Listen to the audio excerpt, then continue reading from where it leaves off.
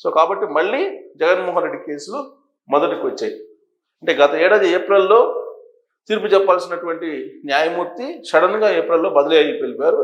ఆయనకి మే దాకా టైం ఇచ్చి మీరు మేలో దాని తీర్పులు వెలువరించి వెళ్ళమన్నా కానీ ఆయన హాస్పిటల్లో జాయిన్ అయ్యారు అనారోగ్యం అని చెప్పి. కాబట్టి నేను తీర్పు చెప్పలేనని చెప్పి హైకోర్టుకి లేఖ రాశారు.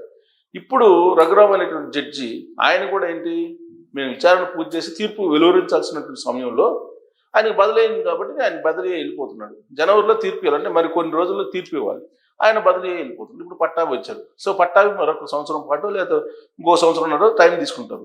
మళ్ళా తీర్పు వెలువరించేటువంటి సమయానికి ఆయన కూడా బదిలీ అయినా ఆశ్చర్యపోవట్లేదు. ఇప్పుడు 8 మంది జడ్జెస్ బదిలీ అయ్యారు. ఇప్పుడు పట్టాభి గారు మళ్ళా దాన్ని స్టడీ చేసి ఇంకో సంవత్సరం తర్వాత తీర్పు ఇచ్చేటువంటి పరిస్థితి వచ్చినప్పటికి కూడా ఆయన బదిలీ కారని నమ్మకం లేదు.